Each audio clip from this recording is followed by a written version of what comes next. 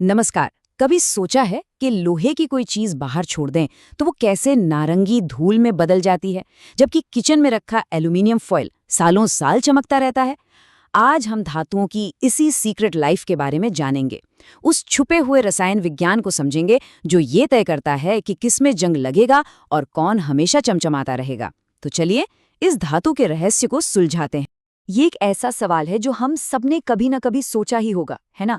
मतलब एक तरफ वो लोहे की कील है, बाहर छोड़ दो तो कुछ ही टाइम में जंग लगकर पूरी खराब हो जाती है। दूसरी तरफ एल्यूमिनियम का सोडा कैन है जो महीनों अरे सालों बाद भी वैसा का वैसा ही रहता है, एकदम चमचमाता हुआ। तो भाई ऐसा होता क्यों है? इसके पीछे की कहानी में ना एक बहुत ही मजेदार केमिकल ट्विस्ट है। इस पहेली को सुलझाने के लिए हमें सबसे पहले हवा की तरफ देखना होगा। सारी कहानी इस बात पर टिकी है कि कोई भी धातु हमारे चारों ओर मौजूद ऑक्सीजन के साथ कैसे रिएक्ट करती है। कह सकते हैं कि ये उनका पहला केमिकल इंट्रोडक्शन होता है। ठीक है, तो बेसिक आइडिया ये है, जब ज्यादातर धातुएं हवा के संपर्क में आती हैं तो वे ऑक्सीजन के साथ जुड़ जाती हैं और मेटल ऑक्साइड नाम की एक नई परत बना लेती हैं। इसी को ऑक्सीडेशन कहते हैं और ये लगभग हर धातु के साथ होने वाला एक बहुत ही आम केमिकल बदलाव है। अच्छा, तो ये जो मेटल ऑक्साइड बनते हैं ना, वे आमतौर पर क्षारीय या बेसिक होते हैं। मतलब वे एसिड के ठीक उल्टे होते हैं। जैसे नींबू के रस जो एक एसिड है को बेकिंग सोडा जो एक बेस है पर डालने से कैसा रिएक्शन होता है, बिल्कुल वैसा ही। ये धातुओं का एक नॉर्मल बिहेवियर है, एक बेस लाइन जिससे हम बाकियों की तुलना करेंगे। अब यहाँ से कहानी मजेदार होने लगती है। जैसा कि यहाँ दिख रहा है, सारी धातुएं एक जैसी नहीं होती, बिल्कुल नहीं। एक तरफ है सोडियम और पोटेशियम, ये तो इतने रिएक्टिव हैं कि हवा लगती इनमें आग पकड़ लेती है, सोचिए। और फिर बिल्कुल दूसरी तरफ है सोना और चांदी, एकदम शांत, कोई रिएक्शन नहीं। और बीच में कहीं है हमारा लोहा जो धीरे धीरे जंग खाता रहता है। पर जरा एल्यूमिनियम को देखिए, ये क्या करता है? ये एक सुरक्षात्मक परत बनाता है। बस यही है हमारे रहस्य का सबसे बड़ा सुराग। और यही सुरक्षात्मक परत हमें धातुओं के एक बहुत ही खास ग्रुप की तरफ ले जाती है। वो जो नियमों को नहीं मानते, ये केमिकल दुनिया के विद्रोही हैं। और हमारे एल्यूमिनियम वाले रहस्य की चाबी इन्हीं के पास है। इस खास ऑक्साइड को एम्फोटेरिक ऑक्साइड यानी उभयधर्मी ऑक्साइड कहते हैं। इसे एक केमिकल गिरगिट समझिए। याद है हमने कहा था कि नॉर्मल ऑक्साइड बेसिक होते हैं और सिर्फ एसिड से रिएक्ट करते हैं। तो ये एम्फोटेरिक ऑक्साइड्स दोनों तरफ से खेलते हैं। ये एसिड और बेस दोनों से ही रिएक्ट कर सकते हैं। ये स्लाइड इसे एकदम साफ साफ दिखाती है। बाईं तरफ देखिए, एल्यूमिनियम ऑक्साइड को एसिड में डाला और रिएक्शन हो गया। दाईं तरफ उसे एक बेस में डाला और फिर से रिएक्शन हो गया। यही डबल पर्सनालिटी एल्यूमिनियम को इतना खास बनाती है। तो लीजिए, रहस्य सुलझ गया।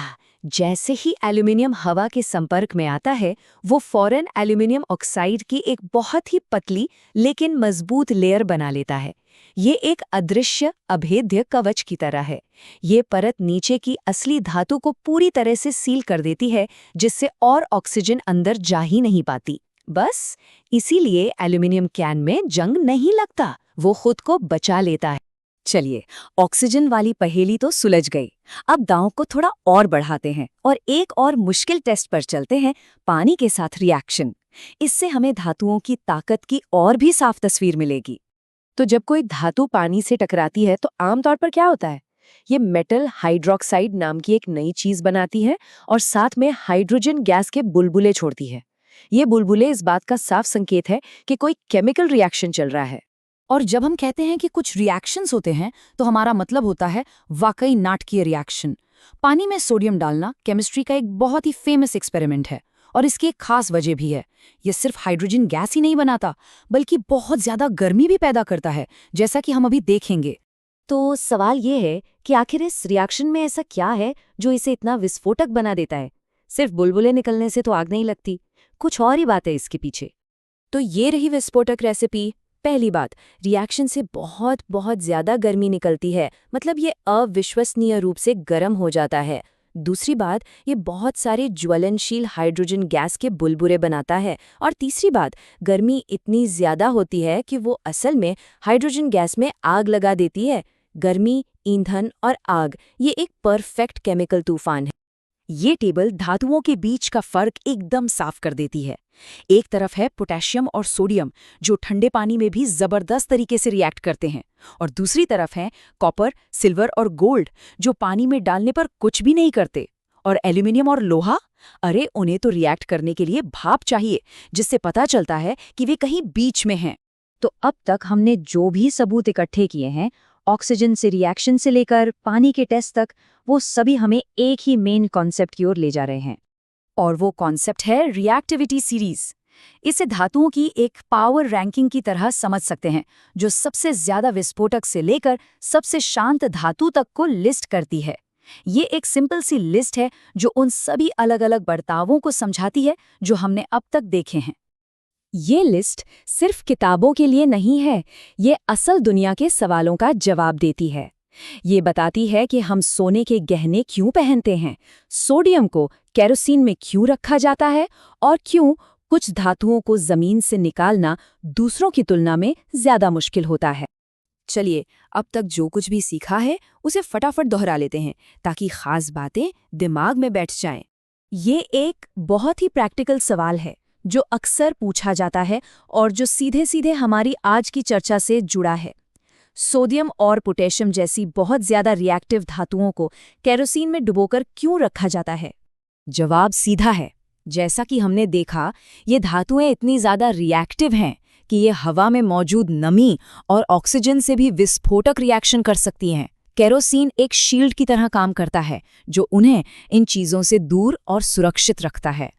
तो आज के इस विश्लेषण से ये 4 बातें जरूर याद रखनी है। पहली, ज्यादातर मेटल ऑक्साइड बेसिक होते हैं। दूसरी, एल्यूमिनियम का कवच उसकी एम्फोटेरिक नेचर की वजह से बनता है। तीसरी, पानी एक बेहतरीन परीक्षक है। और चौथी, जो धातुएं सबसे कम रिएक्टिव हैं वही सबसे ज्यादा चलती हैं। और आखिर में एक सवाल। हमने देखा कि एल्यूमिनियम की जो एक कमजोरी लगती थी, यानी ऑक्सीजन से तेजी से रिएक्ट करना, वही उसकी सबसे बड़ी ताकत, उसका सुरक्षा कवच बन जाती है। यह सोचने पर मजबूर करता है कि केमिस्ट्री की दुनिया में और कहां-कहां कमजोरियां असल में छुपी हुई ताकतें हो सकती हैं। इस विश्लेषण में शामिल होने के लिए धन्यवाद।